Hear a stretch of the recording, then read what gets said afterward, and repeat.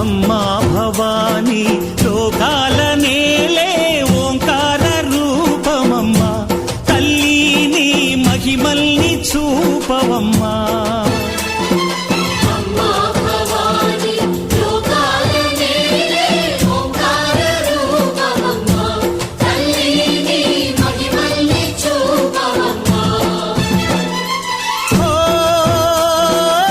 సృష్టికే దీపమా, శక్తికే మూలమా, సింహరథమే నీదమ్మా.